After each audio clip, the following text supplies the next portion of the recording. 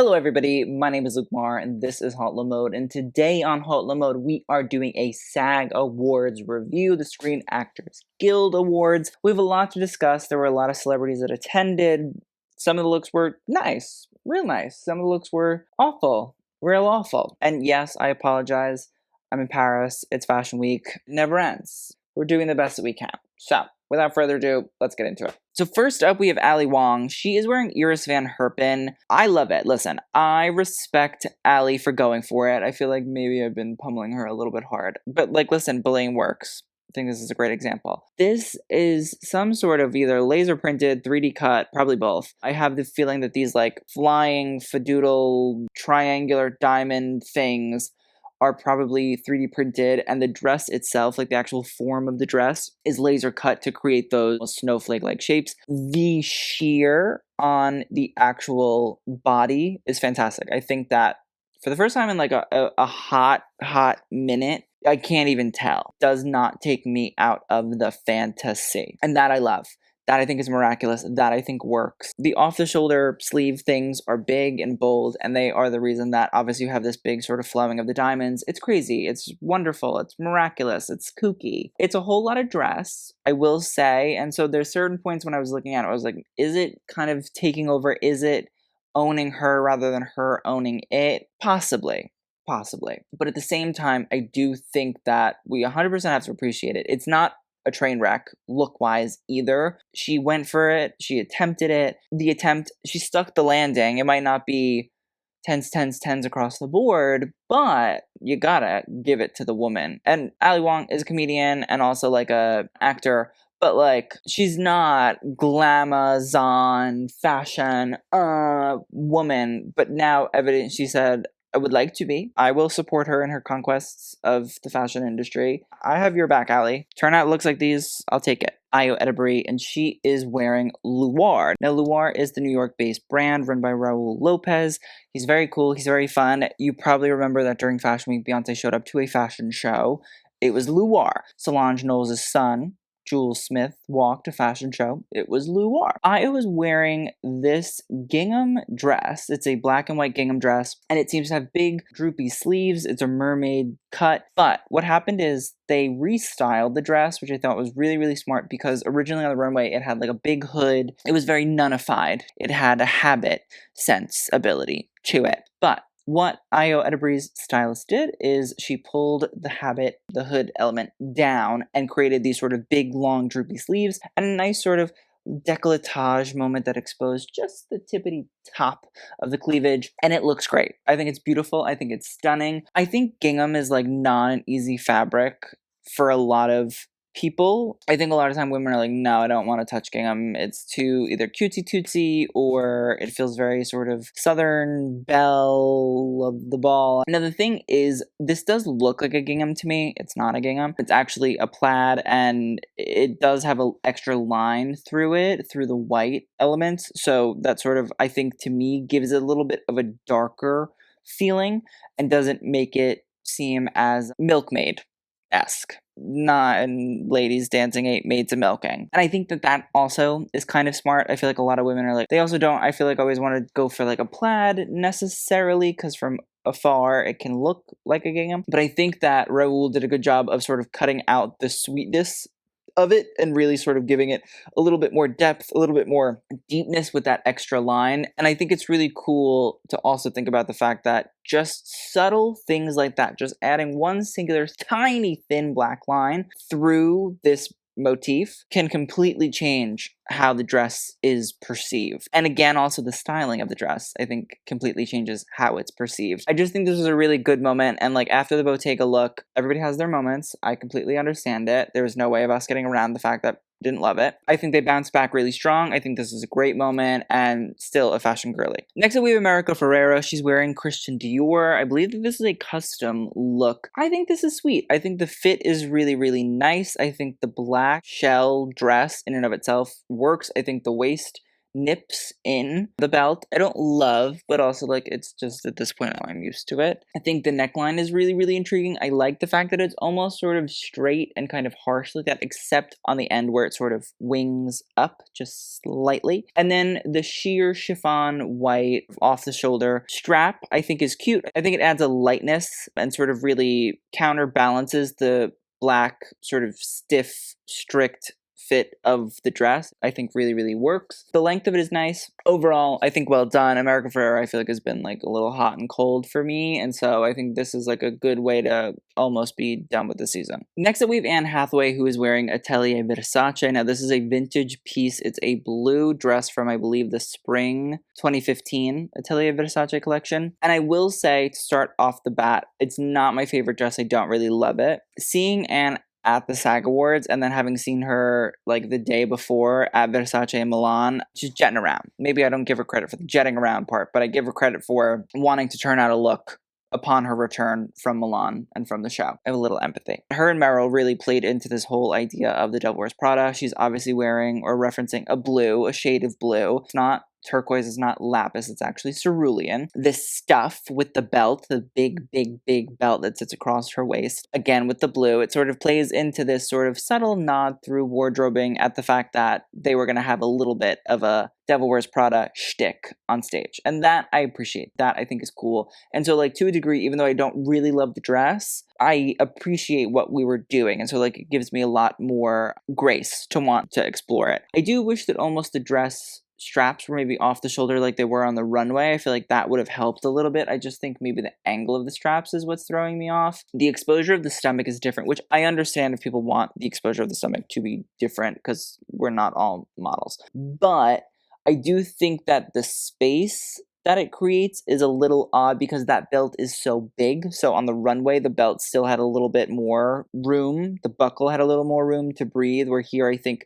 the silver of the buckle, because it's so big, doesn't have the room to breathe. And I think that's maybe what's throwing me off a little bit. And on top of that, I guess now looking at the runway version, I'm also seeing the fact that there's a slit in it. And so maybe I'm not seeing if Anne is walking or not with a slit, but the slit is not slutting. I think that it also changes the shape to me and makes it a little bit less fun and flirty like it was on the runway. So yeah, I don't love the look. I think that there's a lot there that just doesn't work, but I appreciate the attempt and I appreciate the gag.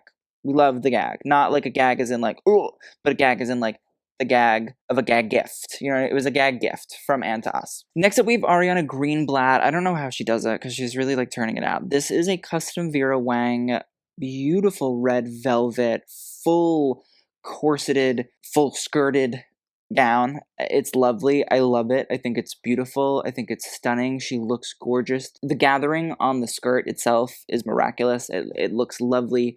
That velvet is so deep. It just sucks in all of the light and it just bounces off of her though. Like she looks phenomenal. She understands how to just do beauty. And at the same time, I think it's probably, I would say, more of like a simple silhouette in terms of red carpets and things like that to a degree. You know, it's not like a foreign silhouette we've never seen before, but I think this is a really great example of like doing simple but so well and so thoroughly and so technically that like you can't find a fault in it. And this is what I mean when I say if you're going to do simple, do it right. It has to be perfect. This is that. She just looks great. She looks fantastic. Stunning. The curved neckline, just even the pose over the hands, the amount of train, like it works. Next up, we have Auli'i Cravalho. I don't love. Now, this is a vintage Alexander McQueen, and there's two vintage Alexander McQueens that we're going to see on the carpet. This is, I believe, either from the first or second collection after Alexander McQueen passed. It's a halter gathered style with like crystal neckline and matching crystal belt and then like a gathered red chiffon. I just don't love it. I just think the dress in and of itself is like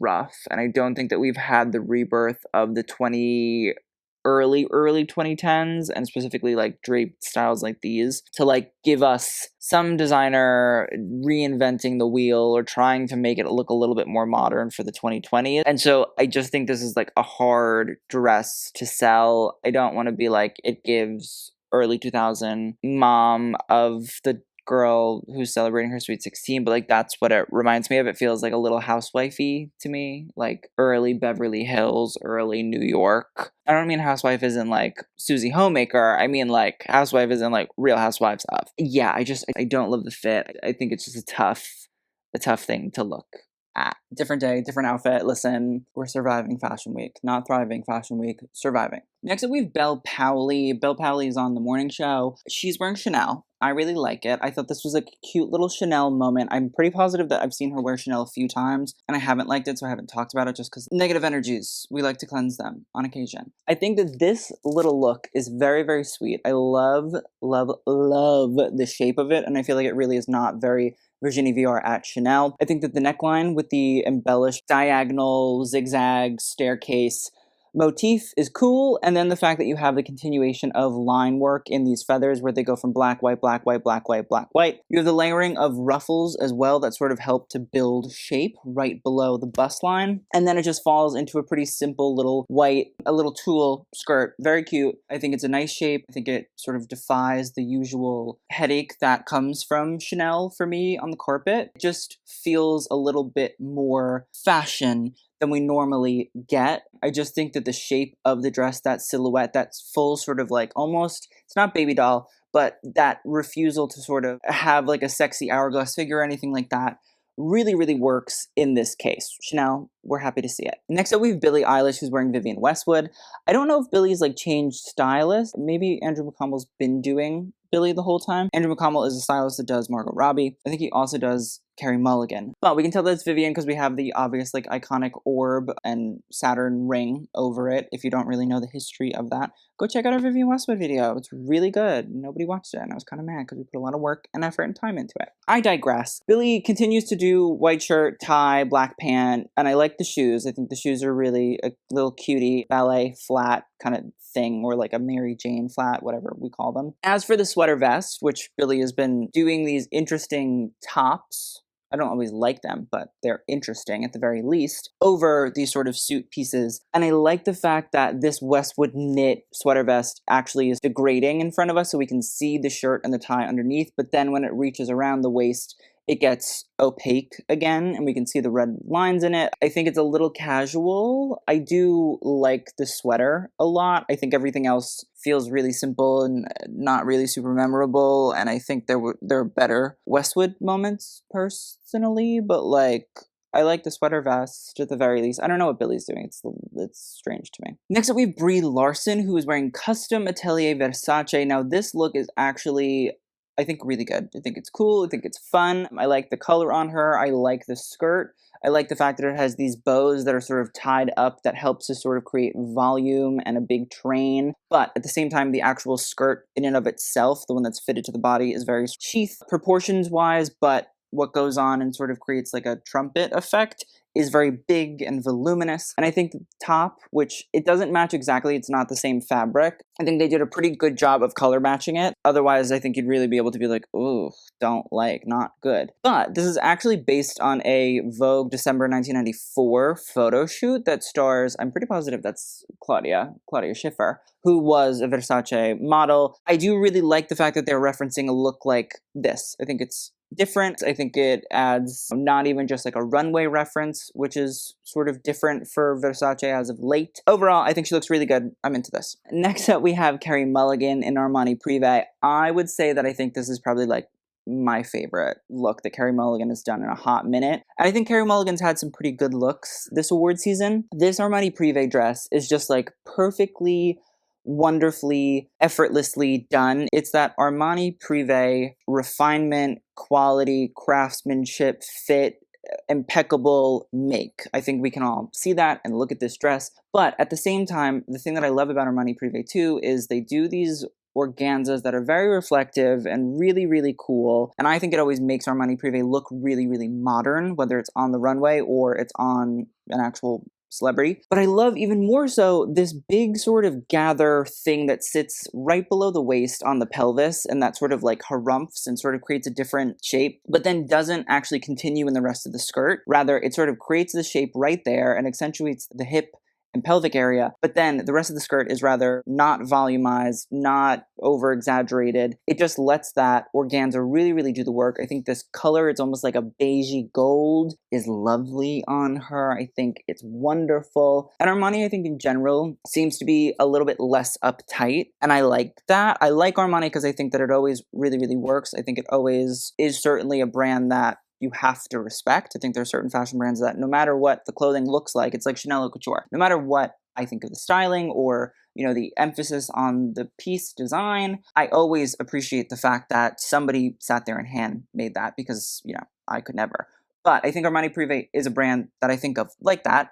I also think, though, this is fashion. It's cool, it's chic, it's a little modern, it's out there, but it's also impeccably made, and I think that's really like a meeting of the best of both worlds for Armani, and I like where we're going with Armani as of recent. Next up, we have Cillian Murphy, who is wearing Saint Laurent. It's a chalk stripe suit in a navy blue. I actually feel like the jacket is maybe black or like a really, really dark navy, and then the pants are a different tone of navy. It might just be the lighting, but I don't think it's the lighting, because where the pant and the jacket meet, they look like they're different shades. So I think that's kind of strange. I do love the little silk bandana tie in black. I think it's cool. I think it's elegant. I think it's a different way of doing a tie. And I feel like for Cillian Murphy, he normally does really sort of simple, easy menswear looks. He's trying to be a little bit more fashion, and I think this is like a good compromise in that. The boots, I think, work. The pant works. I think the shirt works. Do I wish it was more exciting? Sure. But also, like, in the context of Saint Laurent by Anthony Vaccarello,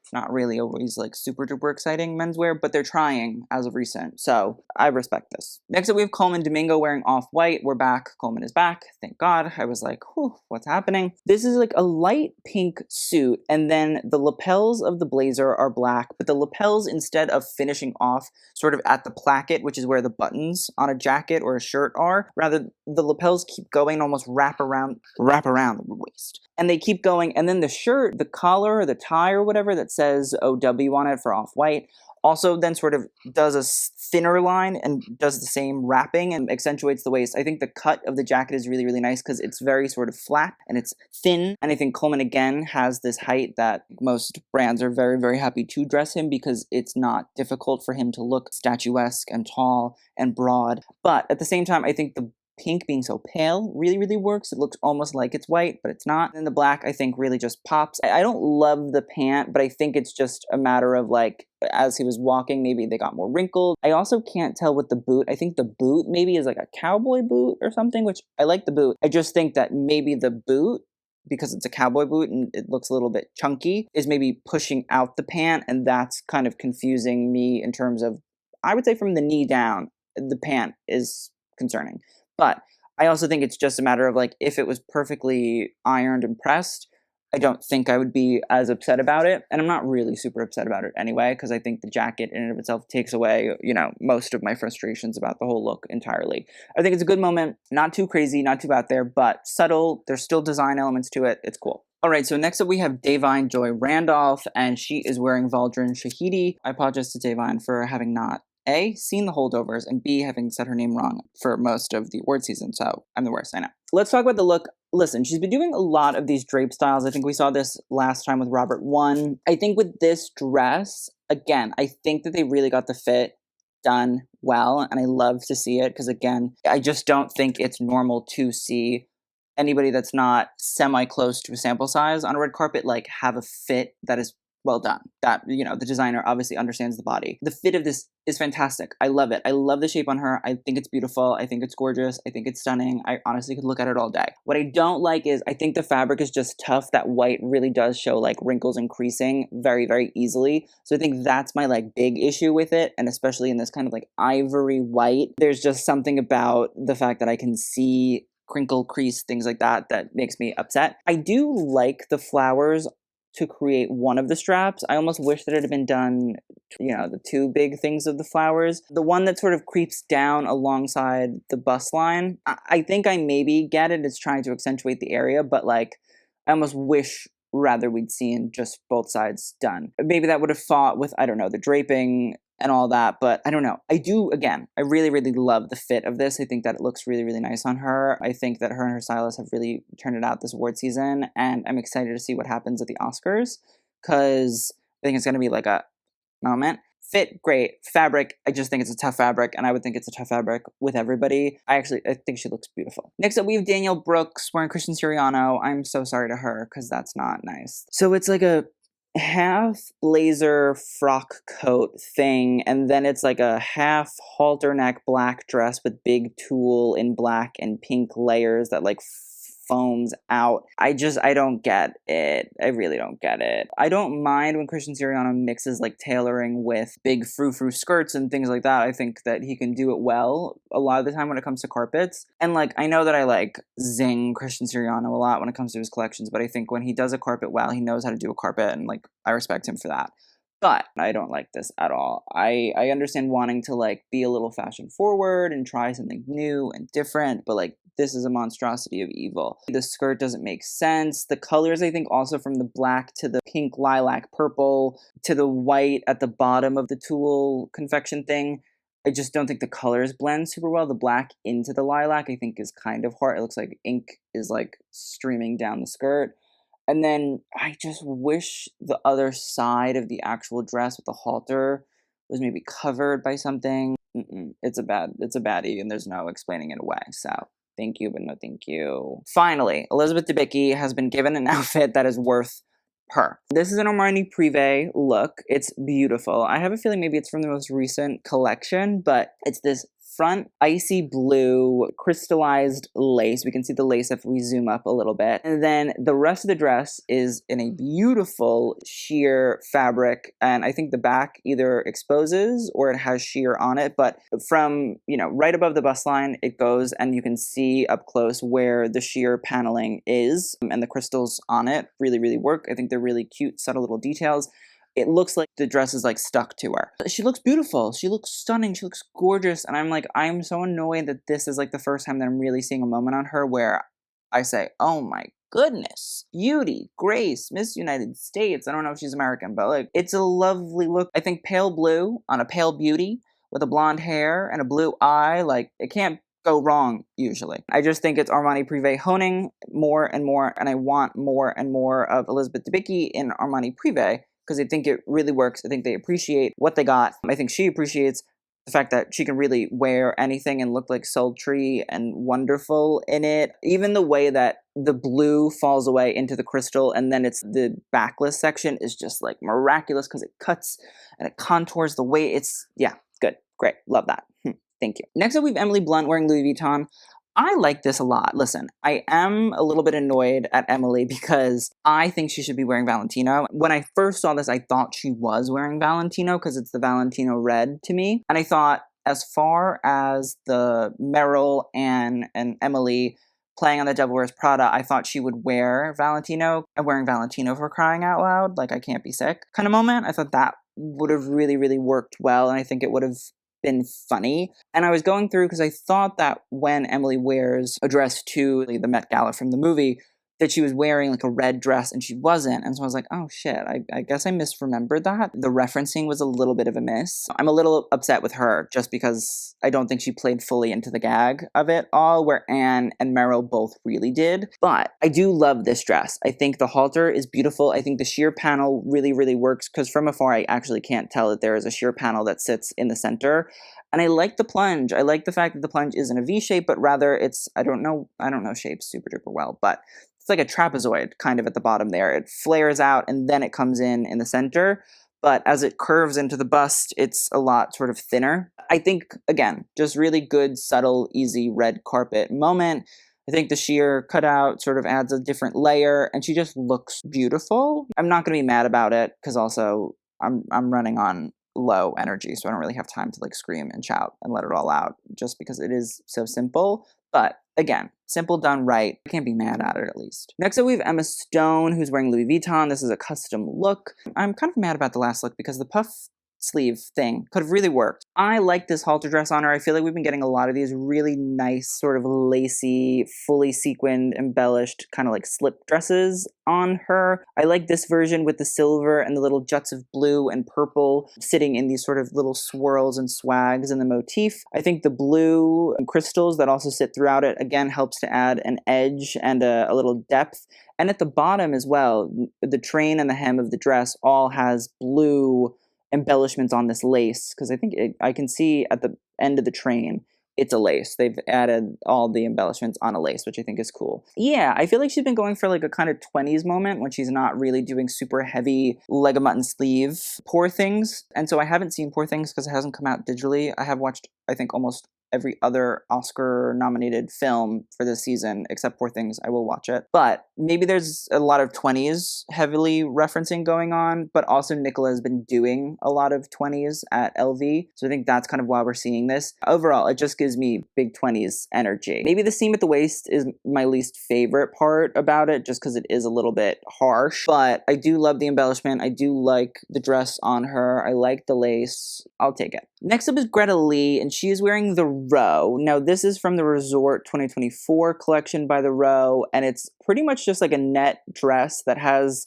these blue sort of ribbons that kind of move with some sort of intention, I'm sure, by the Olsens, but they look unintentional. I think I kind of get it. To me, it feels very kind of like 60s swans, and I know everybody's like swans, babe Billie, but like something about it reads to me just the silhouette a little bit sack dressy, and even on the runway when I look at it, which I think it is a little bit shorter on the runway, it has that sort of like 60s socialite feeling. Even like the sleeves, you can't really see the sleeves, this off the shoulder sleeve thing on Greta herself, but on the runway you can see it. It has kind of like a weird fit. It's a little chunky, it's a little oversized. I think it's meant to be a little baggy. Yeah, I don't love it, to be completely honest. I don't hate it either. I think the length is what is throwing me off. I just think it's a little too long on her compared to the runway. I think maybe the fact that it didn't fully cover the leg gave it a little bit more, not body conscious by any means, but I think it gave it a little bit more room to be an intriguing silhouette, whereas I think because it's floor length and it hits right at the floor, I think the fit and the baggy oversizedness of it doesn't lend to much interpretation. It just falls kind of harshly, in my opinion. I do like the gloves. I think the gloves are fun. I think they're cool. I think they're different. Again, I think it adds to the socialite thing. This is not my favorite look. Let's go back to the Loewe. I would appreciate that. Thank you. Next up, we have Halle Bailey, who's wearing Dolce & Gabbana. I really like this, I have to say. I think nice dress, nice dress. It's a sheer chiffon that has been ruched really, really hard and works within these diagonal sort of seams that run down it. It's a mermaid skirt. It flares really beautifully. The color is magnificent on her. I think the neckline also really works because the gathering of this sort of maroon or burgundy chiffon sort of flies across the neckline. I think it really, really works super duper well. The little bits of white that you can see underneath, I think also just add a little bit of dimension to not only the texture itself, but also just that burgundy color. They just subtly pop through every once in a while, but only really from the waist and the neckline down. Once you hit the mermaid skirt, it really doesn't. I think there's a little bit at the mermaid skirt that I wish it could have been maybe just a tad more contiguous. There could have been maybe not as harsh of a line from where that bodice element ends and the skirt really starts. But I have to say, I think she looks beautiful. I think this is a good moment for Dolce and her. Next up, Jeremy Allen White, Saint Laurent. I think the cream suit is nice on him. It's not really super exciting. It's not really super memorable. I think the pant fit is good. I think the boots, cool. I think the shirt with no tie is interesting. I think it's a fine look for Jeremy Allen White. I want a little bit more, I would say. A little bit more excitement, a little bit more intrigue, a little bit more chutzpah. I think it's okay. Not really memorable, but maybe it's like a play on the fact that his last name is White. Maybe Maybe it's a chef reference again. We're trying to help him. Help us, help him. Next up, we have Jessica Chastain, who is wearing Armani Privé as well. We're seeing a lot of these sort of lacy, sequined moments from Armani Privé. And it is kind of very Armani Privé when I think about it. I like this. I think it works really well. I think the black lace with the sheer sort of really only at the straps and at the actual bodice works. I think it's cool. And then it gets much more opaque in the skirt, which I think is smart. It sort of draws your eye in at that area, that sort of upper body area, and also helps really sort of frame the face. And she does look beautiful, you know what I mean? Like, she looks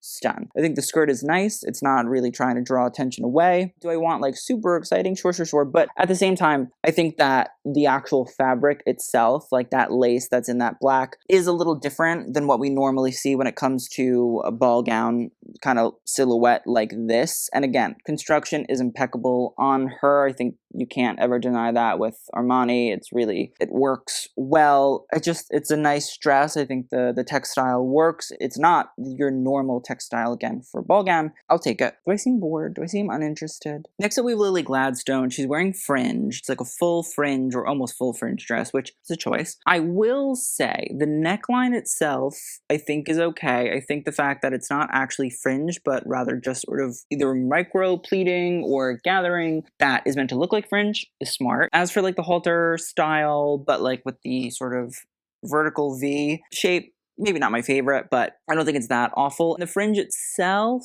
I don't think I love. I don't think it is poorly done. I don't think it looks particularly ugly. Maybe it's because it's stagnant. There's something about the shape of it that I don't really love. Maybe it's that, it's layers of the fringe also that doesn't really help in that regard. Again, I really like the sort of bust area. I think it's a smart way to do it. I think that it's smartly constructed. And I think it's probably a dress, again, with a fringe. It's much more about movement and that idea of texture.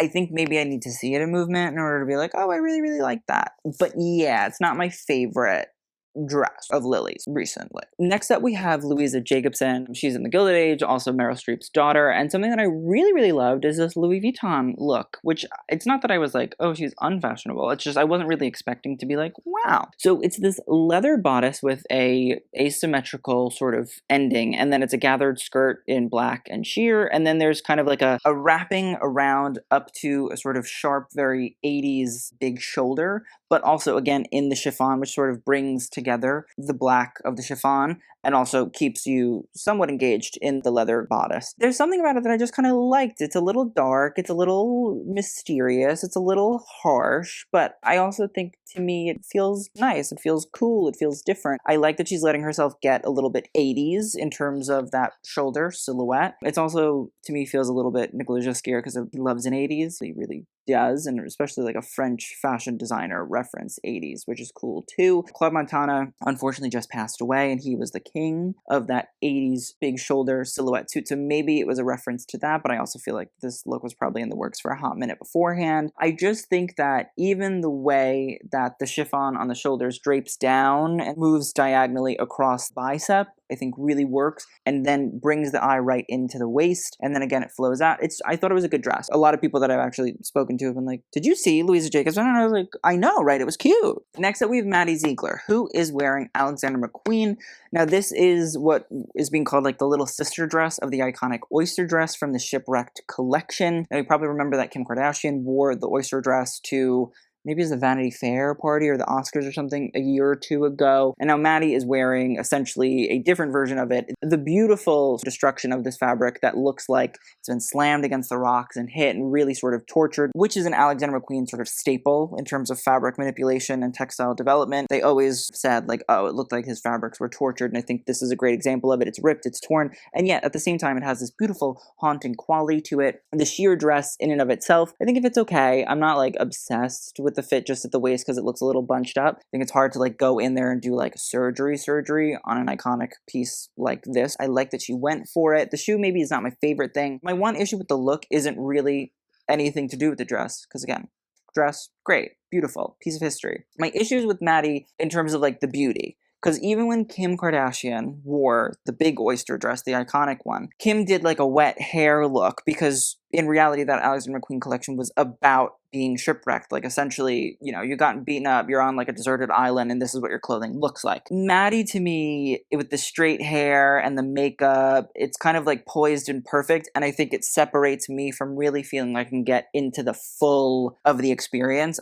I think that Kim can do like a wet hair look and stuff like that. I think Maddie could have let herself go a little bit more in this regard, even if she had done like, and I know she would look beautiful with it, but even the makeup from the McQueen collection where like the eyeliner is like dripping down the face, it's like, I think Maddie is obviously trying to like be a little bit more fashion, and I think to a degree it's working. I just think lean in a little bit. It does not hurt to sort of work the makeup and the hair to as iconic of a moment as this, and to really like play on that regard, because here's my thing. It always looks great to look really pretty and look really beautiful, but I know that the press would have been even more, it would have been bigger, it would have been huger had it been like, oh god, she looks like a drowned rat, but she's still so beautiful. She's like a shipwrecked siren. Everybody was said, oh my god, Alex McQueen shipwrecked, you really in it? Especially with like a brand like McQueen, and especially if you're doing iconic vintage pieces like this, that's who that designer was. He liked a full look, a concept, a theatricality to it.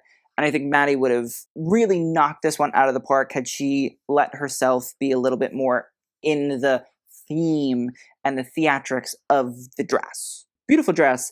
I just need a little bit more commitment to the brief. Okay, next up, Margot Robbie and Schiaparelli. Listen, Barbie Black and Pink, still happening. One more award show, I think, till this is over, which is good, because I don't know if I can do things like that anymore. But this is a look that actually, in reality, is custom for Margot, and it's from this collection where Daniel had done during COVID that was all sketches rather than actual put together looks, and that was sort of the show, and the lookbook in and of itself was the sketch versions of what we should expect from Schiaparelli to come. The transformation from sketch to full look sometimes doesn't always work, and I think this is an example of that. I just think that while it's a beautiful inspiration, this big puff fluff of silk that is obviously like quilted in some ends, maybe. It looks odd, it looks strange. I think that the styling doesn't really help give Margot a chance to also like own the narrative of this dress, because it's a black cocktail dress and a black pointed stiletto, and then this big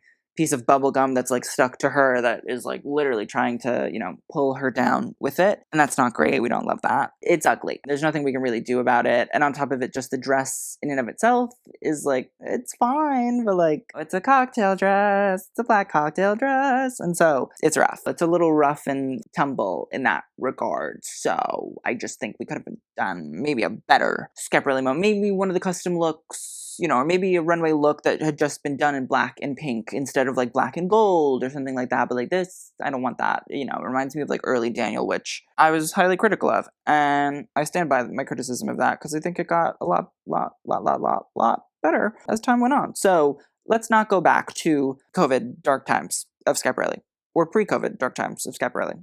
Thank you. Next up, we have Meryl Streep, who's wearing a full custom, I believe, Prada gown. Now, this is a look that is based on the spring 2024 Prada collection, and it's made up of a burgundy sheer that has these big crystals that create these sort of like Cosmo spirals. It's also her wearing Prada. The Devil Wears Prada. She played Miranda Priestley. Like, it's great. I think it works. I think the dress in and of itself is very chic. Like, I love the collar, and the fact that it's like a little flare in the collar just adds that you need, that you want, that you desire. The fact that you can also see the fabric underneath. Some people are like, it's ugly. I love it. I think it's very Prada in and of itself. I think the fit of it just really works well on Meryl. I think that the Cosmo crystal swirls are stunning and chic and elegant and lovely, and I was in it. I was in it.com. Next up, we have Penelope Cruz wearing Chanel. This look is obviously based on, I would say, it's either really late Carl at Chanel or really early Virginie. And it's this off-the-shoulder ruffle and then fully sequined bodice. And then it goes back into dark blue, opaque fabric with some sort of, you know, chiffon or organza petticoat underneath. I like it. I think it's pretty. I feel like the original version of this dress was pink. And I do feel like it's from a late Coral collection, and I do think it's lovely. I think it's a cute look. I think it works. It feels very Chanel to me. I like the embellishments on the neckline. I just think those little flowers are super cute. I like the off-the-shoulder cut. I think it really works. I think Penelope Cruz looks stunning without it feeling boring. It's not disinteresting. Even just the use of different fabrics and a really, really tight waist reminds me of like Carl from like 2014, 2015, 2016, 2017, 2018, 2019. And that I love. I think that was like one of the first things with fashion that really like gooped the shit out of me was Carl being able to do these really, really tight waists and then have fabric that sort of sandwiched it and only further emphasized the tightness of the waist without it feeling like you were looking at a Mr. Pearl corset. So I like that this is happening. Next up we have Selena Gomez, Versace. I hate this dress. It sucks because I think everybody tried. I think everybody attempted. It's a full custom look. There's an hourglass fit. The white sequins are fine. Like, I don't hate the idea of the dress and I don't hate the silhouette of the dress. I just think it doesn't fit for some reason and I don't know what the reason is. At the waist, it's not really super noticeable, but as you get to like the hip area, it wrinkles up and it's riding up. And I think that's what throws everybody off about the dress. It looks like it's riding up. And I don't know if that's like a fit issue, something happened last minute. I don't really know. I don't really understand. I just don't love it in that regard. And then on top of it, because it's so simple and it's not sort of perfect, I think it hurts the chances of it being liked even more. So I would say from the waist up, I like it. I think it looks nice on her. From the waist down, it's a little tough to appreciate. I think Selena comes and goes. Like, she definitely tries and she definitely attempts. I always appreciate that. And I think going simple is fine. It's just, again, it needs to be well executed if it's that simple. Next up we have Storm Reid, who is wearing Balmain. I love this. I think this is fun. This is obviously a reference to the last Balmain collection by Olivier Rousteing, where essentially a lot of it was done in these really beautiful embroideries, usually I think crystals. These flowers are all different little crystals. They're more embellishments maybe than embroideries, but I love the fact that the flowers sort of help to shape the body. Not only is the shape of the body great in and of itself, I mean, you have these little hip pads that jut out and sort of create an exaggeration hip, but I also do genuinely think that the flower sort of coming right at the armpit and then sort of moving slowly in and nipping in at the waist and then jutting out from those little hip pads all the way down the dress, it works. I do like the plunge up here, up top, and I do love these little cap sleeves. I think the sharpness of them is really lovely. It's cute. It's fun. I just maybe wish that instead of, for the slit up the front, it was embellished on both sides rather than just on the right side. I think that would sort of help give it a more symmetrical feeling, which this dress is very, in my opinion, about symmetry. I think that's kind of clear. That's my one like gripe about the dress. But besides that, I love it. I think it's cool. I think it's beautiful, but I also don't think it's boring, uninteresting, something that we've seen before. Solid. We then have Taraji P. Henson. She's wearing Giambattista Valli. It's hard to be like, oh, I don't like this, because it's just kind of simple glamour. I think the fit, again, around like the hip, maybe it's meant to fit like that, but I don't like the fit there. But besides that, I think that Taraji is selling the dress. It's giving sort of beautiful, glamorous. It's almost like a black version to me of like Marilyn Monroe's costuming in A Gentleman Prefers Blondes. I just think it's chic. I think it's elegant. I think the hair and I think the big sort of drape and the bow in the back and the black train, like it all just works. But again, I think my one issue is if you're going to do something, again, so simple, something about that waist or hip area, it's not the waist, it's the hip area, just throws me off a little bit and I can't totally love it up close. From afar, I really like it. I think it works, but from up close, We then had Tracee Ellis Ross wearing Balmain as well. This is a much more muted Balmain, but you can see there's a beautiful fitted sort of black jacket, and then it's paired with a skirt, I believe, that's navy blue with little polka dots, which again is something that Olivier was doing a lot last season. I don't hate it. I don't love it. I think it's pretty simple. I don't really think it's super crazy. I feel like I expect a little bit more fashion from Tracee, but at the same time, I think she does look nice. I don't dislike it. I like the idea of like a two-piece set that don't necessarily correlate on the carpet being a thing. But, you know, I always prefer a little bit more excitement, I would say. And finally, we have Tyler James Williams, who is wearing a Miri. I love this. I think it's great. It's this nice metallic baby blue weave jacket. I think the matching sort of sheer shirt underneath is like perfect. I think it means he's ready to go there. I think the wide leg pant with the crease down the front, it works. The double-breasted jacket, it all feels masculine and chic and well-tailored, but at the same time, it has that sort of flitting with fun and just a nice vibe. So I'm very proud of him. I think that looks great. He's been doing a really good job on the carpet as well. So that is the end of our SAG Awards red carpet roast and review. Let's talk about best and worst. Best, I'm going to give it to Ariana Greenblat. I'm going to give it to Ayo Edebiri, Bel Powley and Chanel, I really loved. Carey Mulligan, Elizabeth Debicki, Also loved. Halle Bailey and Dolce, which is, you know, that's big for me. Oh, and adding Tyler James Williams in the Amiri look. I love that. That was good. So, as for worst, Margot and Schiaparelli, Selena and Versace, Daniel Brooks, Christian Siriano, Auli'i, Cravalho. So, I will see you guys in the next video. Thank you so much for watching, and TTYL.